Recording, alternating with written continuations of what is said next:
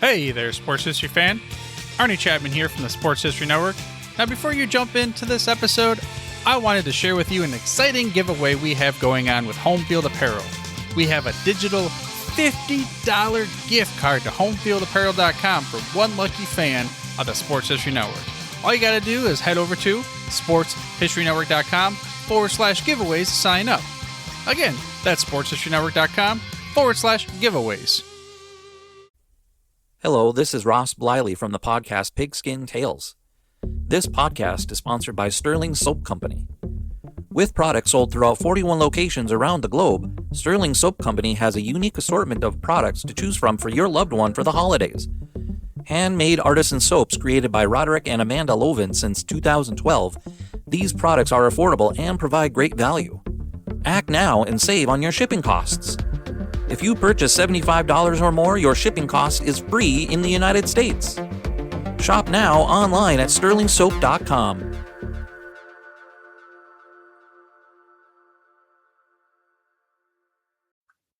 Welcome to Football is Family, a podcast dedicated to the fan and fan experience.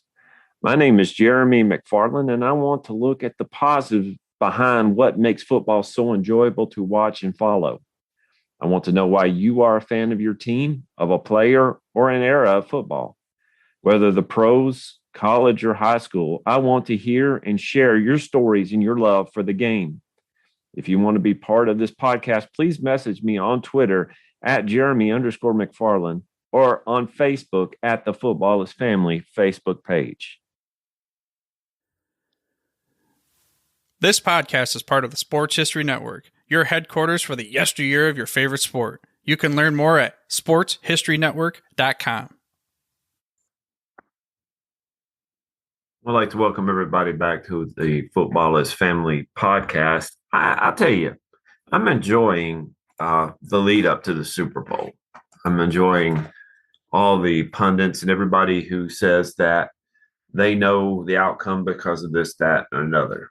And, you know, that's what they're being paid for. And if we're watching it, we're contributing to it. And there's nothing wrong with it. I'm just saying that we don't know anything. We know that Philadelphia and Kansas City are the two best teams in the NFL at this point. To me, the nod would go to Philadelphia being the better team. But again, it's not that big of a deal because we don't know what's going to happen Sunday. Patrick Mahomes may go off, and there's a good chance that he will, or Jalen Hurts might go off, or neither one of them. We might have a Super Bowl like we had a few years ago with the Patriots and the Rams and have a very low-scoring game and very boring game. But even at the end of that, one's the champion and one's not the champion, and it really doesn't matter the score. You have the ring. So I think that the Super Bowl is just an interesting event. It's one of those things that you kind of look at your schedule and say, I know where I'm going to be at this time. Even people who are not Super Bowl fans are going to be watching the game, or, you know, football fans, I should say, are going to be watching the game Sunday. A few years ago, actually, it was the COVID Super Bowl. My youngest daughter, was not a football fan, but I actually was off that night from work because we didn't have Sunday night services at the place where I preach. So we went to my parents' house to watch the game. And she was asking questions. I think she was like 6 or 7 at the time. And, you know, if you have a daughter or a son at that age, you know that they ask pretty much machine gun questions. And I was like, okay, you see that player? He wants to get the ball. You see the other player? He wants to take the ball from him. Just go with that. She still asks those questions today when I'm playing Madden. She said, who are you? I'm like, well, I'm the Titan. She said, are you the guy with the star on him? Yes. What are you doing? I was like, just watch the game. But during that time, she finally got to settle down and she started watching. She watched the halftime show that The Weeknd put on. And she was smitten at that point. She still loves The Weeknd. I think at that point, for about a year and a half, we had to listen to The Weeknd 2 or 3 times a day. She had so many questions about the weekend, and it's like he's not the type of music I listen to. I can respect it, but she wanted to know more about him, so we listened to everything that he came out with. Good stuff, though. Anyway, I thought today on the third day of our Super Bowl march to the Super Bowl. If you're on your way to the Super Bowl, or if you're thinking about what you're going to be doing Sunday night watching the Super Bowl, I thought we would look at some facts, some interesting facts about the Super Bowl that maybe we don't always think about. Things that we don't always look at, and things that we don't always consider when we think about the Super Bowl. The Super Bowl used to not be a big event. It was, of course, at the very beginning, it was pretty much an afterthought. It was basically, what is the NFL at the time, the NFC later? We're going to crown them champion over the upstart AFL. We already know who they are. Basically, the Super Bowl would have been the NFL championship game a week before the NFL AFL championship game. Then much later on, it would be the NFC AFC championship game. And for several years, in fact, pretty much during the 80s, after the Raiders did their thing, it was the NFC, whoever won the NFC championship game would be the Super Bowl champion. It was several years before the Broncos bucked that trend, but it was incredible to think about that. What we look at right now when it comes to the Super Bowl and how we view it today wasn't always the case. In fact, it took several years before it became the spectacle that it is today. I was reading somewhere, and I haven't double checked these figures, but I did read somewhere that there was something like $15 billion worth of commerce and sales and everything like that are revolving around the Super Bowl.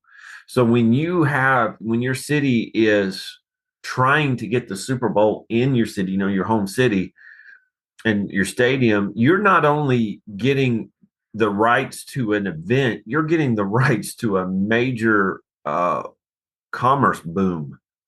With here in Tennessee, up in Nashville, we're looking at getting a new stadium in 2026. It's getting domed. Why?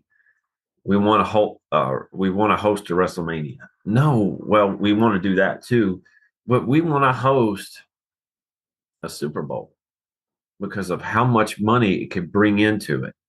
Not only does it bring in money to the city, it brings in money to the television providers. Just a 30-second ad can cost millions of dollars. Of course, it grows every year, and it goes up every year. So when you think about it, you have to put on an ad that would draw attention to your product, and you have to do it within about 30 seconds simply because of how expensive it is. It's just an incredible amount of money that it would cost to put your ad upon the line. Just an incredible amount of money. I also want to think about the fact that Super Bowl tickets, I read somewhere it was around $5,000 just to get in the door. In 2021, the ticket to the event started at $5,950. That is not counting everything else that goes along with it. And that's up in the nosebleed sections. Some of the more expensive tickets could go into six digits easily. So most of us will be sitting on the couch at home eating. There's a bathroom right next to the living room that you're eating in. I read somewhere as well that is there's a major concern when it comes to the water usage. It said that the water systems in many cities are taxed during the Super Bowl. Why? Because people during half times at the same time are going to the bathroom. So water pressure can be a problem, and they have to take into account for that. Not only do you take into account for water pressure, but you also have to take into account for food.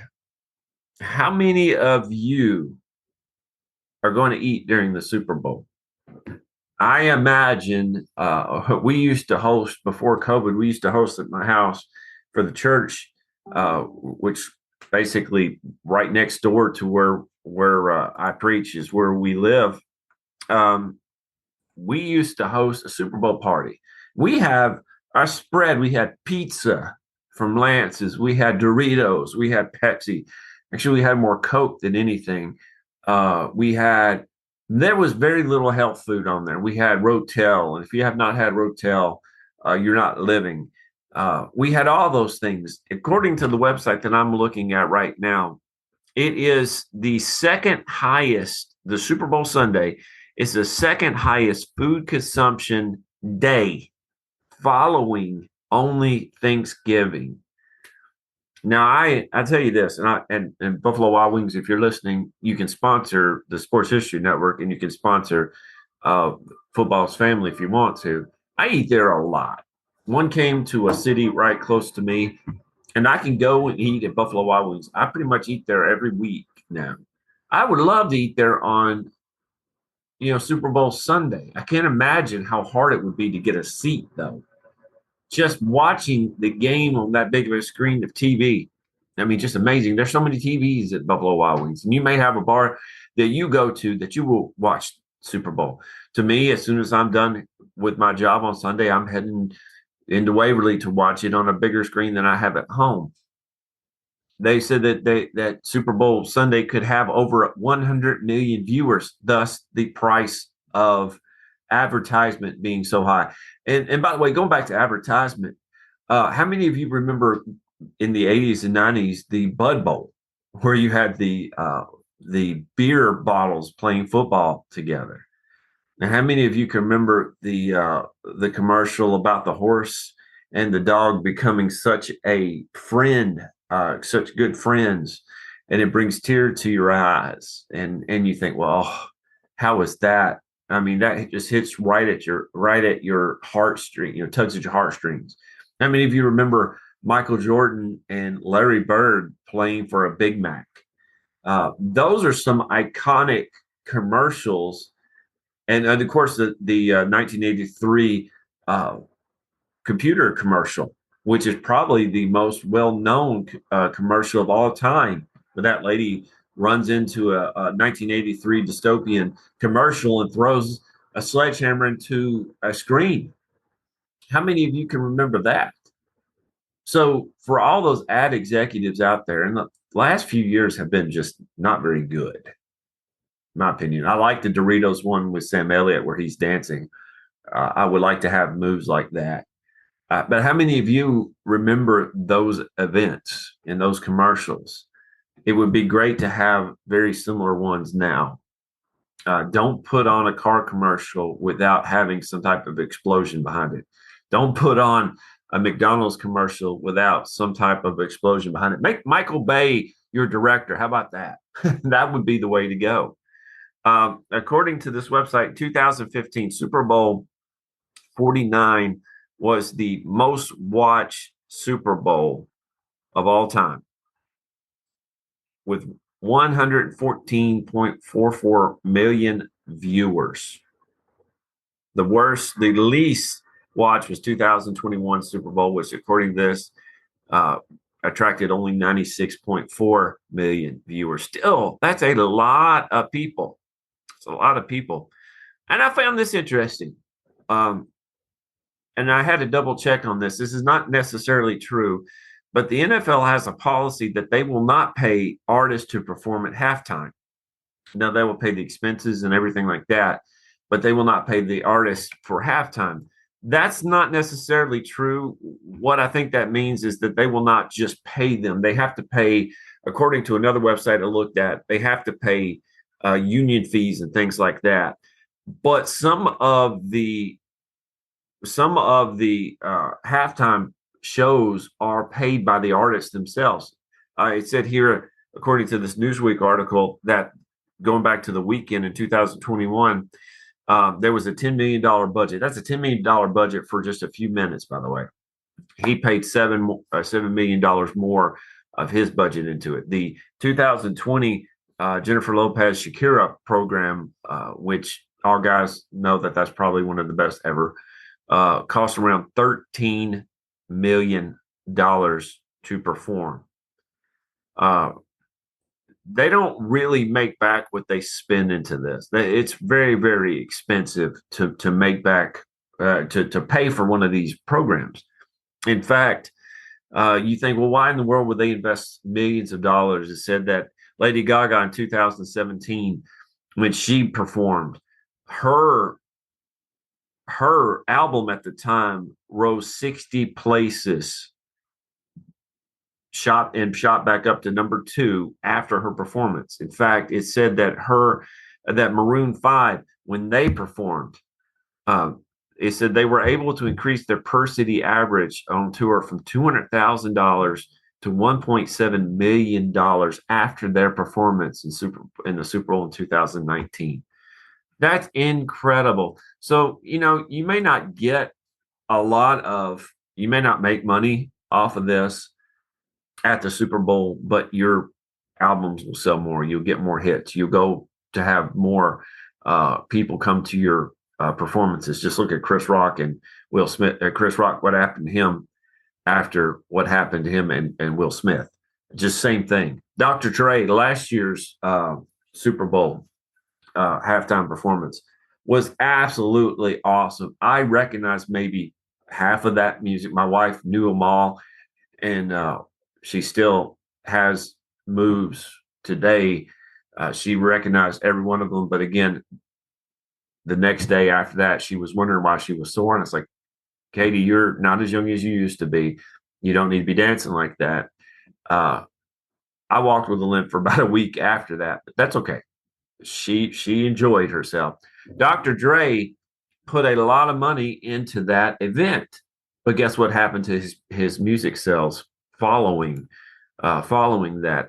In fact, according to this Yahoo website that I'm looking at, that it not only helped increase his music sales, but it also helped increase his headphone sales, Beats by Dre. So that tells you something about it. It is absolutely amazing for how much people can make off of just halftime sales. And they don't make any money off of it, but they will later on. In 2013, Jim and John Harbaugh coached the Ravens and 49ers. The only time that brothers actually coached against themselves in the Super Bowl. And you remember that was the one that the lights went out in New Orleans at the Superdome. Of course, a lot of people, Terrell Suggs being one of them, said that it was Roger Goodell who turned the lights on to keep the game from being a runaway. The Ravens were just winning big time, and it slowed down the Ravens' rush and nearly let the 49ers come back. That's an interesting conspiracy theory. I don't buy it. But I do say this, it was very convenient that it happened at that time. I don't think it will happen at this time today. According to this website that I'm looking at, the Super Bowl winners get $83,000 each. The losers get $42,000. And we already talked about rings. I think the NFL provides money for a ring, and then if you want to get more, your owner will pitch in. And my guess is most owners do not mind pitching in money if they win a Super Bowl. The Super Bowl, according to this, the Super Bowl halftime is around 20 to 30 minutes, which is typically about double the size of a typical halftime performance, which is actually pretty reasonable to think because you have a lot more that you want to show. How many of you remember in the 80s where they go up to the Super Bowl MVP and they say, "Where are you going to go next?" And they say, "I'm going to Disney World," or "I'm going to Disneyland." This was something that was started in Super Bowl 21. Phil Simms was the first person that they went to and said, "If you win MVP, would you do this?" Sure, of course. You're going to get paid for it. And you're going to go to Disney World. John Elway, according to this website as well, John Elway was asked if he won, would he do the same thing? And of course, he said he would, but it didn't happen. It didn't happen. Peyton Manning is a two-time winner of Super Bowl, but he is the only player next to Tom Brady who's won Super Bowls with two different teams. Tom Brady won it with New England and Tampa Bay. Peyton Manning won it with the Colts and the Broncos. Another interesting thing, and I mentioned this, I believe yesterday, and in the Super Bowl, some of the Super Bowl players who did some great things, and I mentioned it Monday as well. The reason why it says on the rings World Champions, it doesn't say Super Bowl champions, is because the Super Bowl wasn't named until Super Bowl III.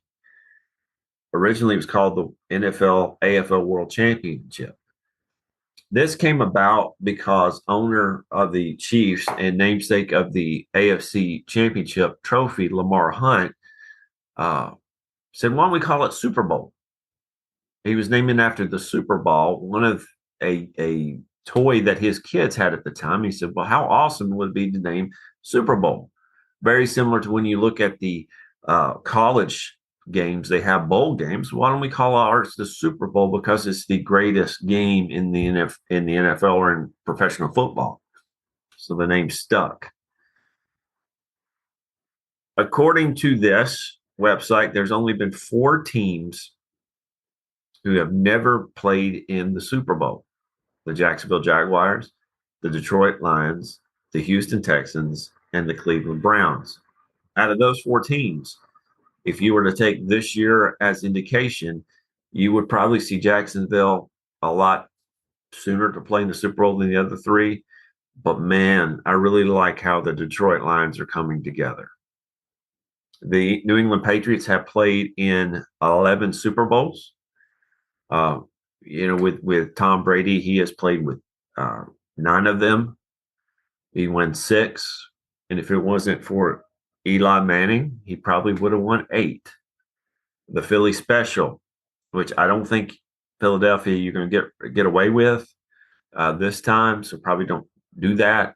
The Philly Special cost him his 9th, but of course, they went up against the '85 Bears in that defense, and they just got destroyed. And then they went up against Brett Favre and Desmond Howard in '96 and got just decimated as well. So there you go. I think that this is something that is amazing. I just mentioned a little bit ago that an average ticket now just to get in the door is about $5,900, probably more now thanks to inflation, gas, and egg prices. The original game just to get in the door cost $12. $12, and not all tickets were sold. The NFL was not a big deal at the time.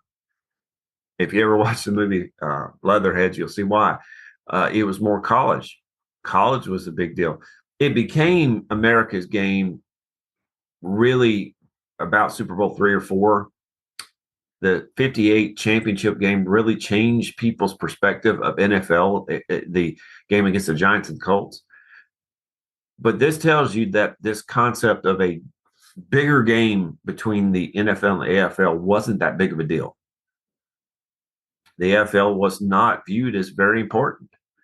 It would become that way after Super Bowl III and IV, but until that time, you're still seeing people say, "Well, I don't want to see it. I saw the Packers win. They're the champions. The AFL really has no chance.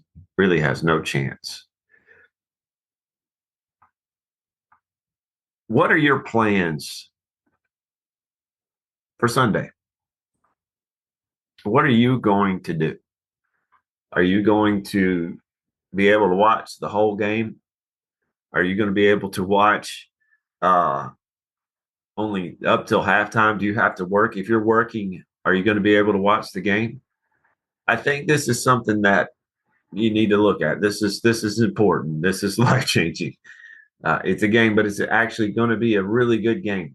If I were to give my prediction right now, I would predict that the Eagles win either by blowing out the Chiefs or it's going to be coming down to a field goal. I don't think the Chiefs are going to blow out the Eagles the way that the Eagles are playing this year. Good gracious. The Titans went up against them, and you see what happens when AJ Brown has a mission. Jalen Hurts has a mission. I really think that either the Chiefs are going to get blown out or it's going to lose in the last second. But I think the Eagles are going to win ultimately. One last story. And then we'll end for today. Do you remember when Joe Montana was trying to drive the 49ers against the Bengals? They had to drive about 92 yards in just a few minutes. He goes into the huddle and he says, guys, look over there in the stands. And they look up, and guess who's there? John Candy, the actor John Candy, Uncle Buck, Planes, Trains, and Automobiles. One of the funniest men ever. Stripes, good stuff. He had no fear. He knew what he was going to do. That's why he's truly Joe Cool. In your life, I want you to have no fear. To find something you want to do in your life and just to run headlong knowing that you're going to do it. My son died, and I mentioned this, May 25th of last year. We're getting to the point of remembering the day. I have been looking at dedicating myself to suicide prevention and mental health. Mental health, helping people with mental health problems, because I've told you before, I have fought depression and anxiety all my life. I want you to do this today. I want you to look at something in your life that you're scared of. You have to drive to win a game. And they did. They won the game. It was an amazing drive. Joe Montana, Jerry Rice, John Taylor. It's an amazing game. Amazing drive. I want you to look at your life today and say, is there something in my life that's keeping me from being truly who I am and truly happy? And I want you to stare it down, look up in the stands and say, there's John Candy. I got nothing to fear. I want you to do that. Embrace the day. Enjoy the day. Enjoy Sunday. If your team wins or loses, if your team's not playing, just enjoy it. Be around people you love. Be around people you care about. But have no fear. Talk to y'all later. Thank you. And we have a new sponsor here at the Football is Family podcast. It's Manscaped. Support for the Football is Family podcast is brought to you by Manscaped, who is the best in men's below-the-waist grooming. Manscaped offers precision-engineered tools for your family jewels. Manscaped recently launched the Ultimate Men's Hygiene Bundle, the Performance Package. Join over 5 million men worldwide who trusted Manscaped with this exclusive offer for you. 20% off and free worldwide shipping with code FAMILY at manscaped.com. The Performance Package 4.0 by Manscaped has arrived, and oh man, is it a game changer. Inside the package, you'll find their Lawnmower 4.0 trimmer, Weed Whacker ear and nose hair trimmer, Crop Preserver ball deodorant, Crop Revival toner, Performance boxer briefs, and a travel bag to hold your goodies. First off, the Lawnmower 4.0. This trimmer is the future of grooming, and I dare say the greatest ball trimmer ever. Their 4th generation trimmer features a cutting-edge ceramic blade to reduce grooming accidents thanks to their advanced skin-safe technology. The Lawnmower 4.0 is waterproof, and it also has a 400K LED spotlight you need for a more precision shave.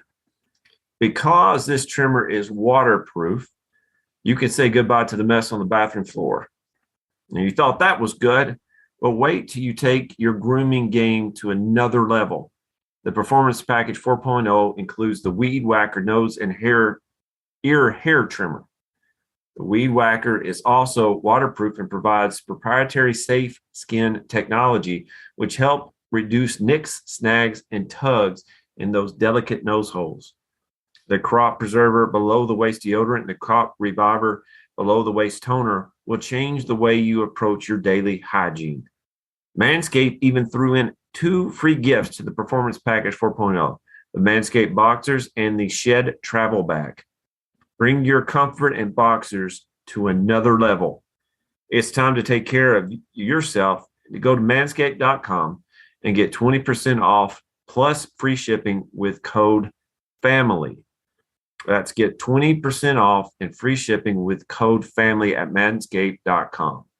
Unlock your confidence and always use the right tool with Manscaped.